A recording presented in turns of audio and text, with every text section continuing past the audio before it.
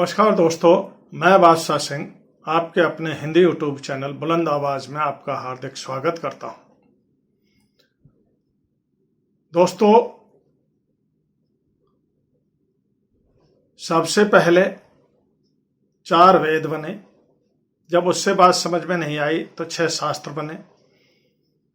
6 शास्त्रों के बाद में फिर बात समझ में नहीं आई तो 108 उपनिषद बने।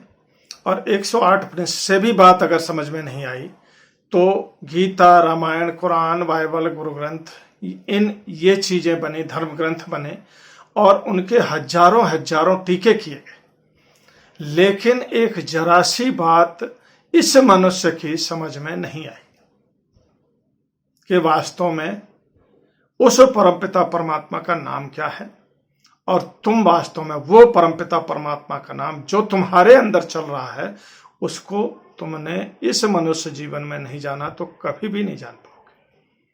केवल इन्हीं चीजों को समझाने के लिए, मनुष्य को समझाने के लिए इतने शास्त्र बने, लेकिन फिर भी समझ में नहीं आया।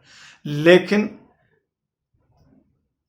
जो महापुरुष कह गए कि साधु ऐसा चाहिए जैसा सूप सुभाए, सार सार को गहर ले थोता दे उड़ाए। सूप का स्वभाव होता है कि वो असली चीज को, सार चीज को अपने अंदर रखता है और बेकार की चीज को बाहर फेंक देता है। लेकिन आज का मनुष्य हो गया है छलनी का स्वरूप। वो क्या करता है कि बेकार की चीज अपने अंदर रखता है और असलियत में चीज को वो बाहर निकाल देता है। इसी तरह से क्योंकि इतने शास्त्र बने और फिर भी एक जरा सी चीज समझ में नहीं आई तो फिर क्या पढ़ा आपने। अगर किसी से बात करो आज शास्त्र के बारे में तो बोलते अरे हमने सब पढ़ रखा है, अरे ये सब जो आप बता रहे हैं ना ये हमने बहुत पहले पढ़ करके छोड़ दिया। जब छोड़ ही दिया तो आपने अपने पास में क्या रखा? फिर छोड़ने के लिए पढ़ा था क्या? अरे उसमें से सार क्या निकला वो तो कम से कम तुम समझ लेते कि वास्तव में सार क्या है।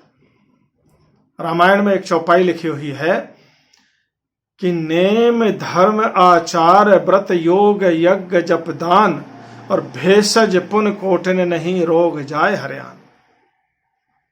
दोस्तों, जो इस चैनल पर नए हैं उनसे गुजारिश है कि इस चैनल को सब्सक्राइब कर लें और बेल आइकन को दबाना ना भूलें ताकि जब भी मैं ऐसे वीडियो अपलोड करूं ताकि सबसे पहले उनके पास में नोटिफिकेशन पहुंचे। दोस्तों, वीडियो का अगर सार समझना है तो इस वीडियो को अंत तक देखना दोस्तों, नहीं तो अगर आपने बीच में ही कट ऑफ कर दिया तो फिर पल्ले झाड़ कथा हो जाएगी।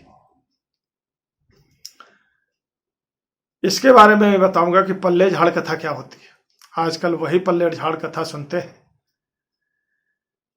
दोस्तों, इस चौपाई का अर्थ है कि नेम चाहे कितने भी बड़ी नेमी बन जाओ, धर्मात्मा बन जाओ, आचरण आपका कितना भी अच्छा हो, व्रत चाहे कितने भी कर लो, योग, यज्ञ, जप और दान। तुलसीदास जी कहते हैं ये 8 चीजें तो मैंने गिना दी आपको। नेम धर्म आचार व्रत योग यज्ञ जप दान भेषज पुन कोटिन नहीं रोग जाए हरियाण। 8 चीजों के अलावा ऐसे आप करोड़ों करोड़ों साधन कर लें, हजारों नहीं करोड़, भेषज पुन कोटिन नहीं, करोड़ों करोड़ों साधन कर लें फिर भी जो आपके साथ में रोग लगा हुआ है, जो आपके साथ में रोग लगा हुआ है वो रोग का निवारण नहीं होगा।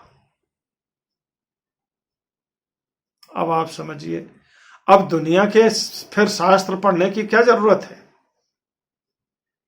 जब एक ही चौपाई में सार लिखा है कि इतने जो साधन हम कर रहे हैं कि नेम धर्म आचार व्रत योग यज्ञ जपदान, जितने साधन हम 8 ये कर रहे हैं अपनी जिंदगी में, ऐसे तुलसीदास जी कहते हैं करोड़ों कर लेना, लेकिन फिर भी जो आपके साथ में रोग लगा हुआ है वो नहीं उसका निवारण होगा।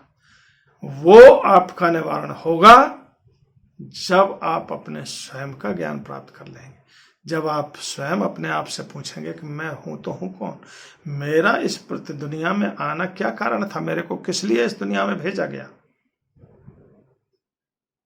खाना पीना सो जाना सब काम है पशु समाना, आप बताइए, वही पशुओं जैसी अगर हरकत हम करते रहे तो मनुष्य जीवन किस लिए हमें मिला?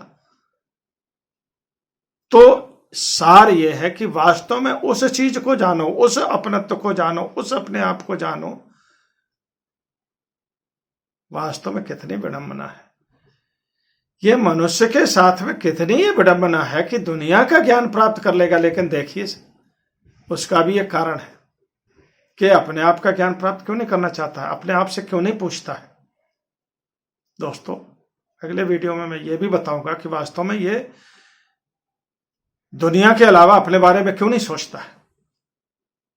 दोस्तों, इस वीडियो का सार यही है कि आप उस परमपिता परमात्मा के नाम के उस जो आपके अंदर में शांति श्वास रूपी जो माला चल रही है, उस माला के अंदर खोजिए, ताकि आपका इस भावसागर से तारण हो सके। दोस्तों, तो मेरा तो यही कहना था कि इसका सार यही है कि आप उस अपने आप को जाने दोस्तों, तभी आपका कल्याण है, नहीं तो इस संसार में कल्याण नहीं है। दोस्तों, वीडियो अच्छा लगा हो तो लाइक करें, दोस्तों के साथ शेयर करना ना भूलें। दोस्तों, मैं तो इतना ही कहना चाहूंगा। जय हिंद, जय भारत।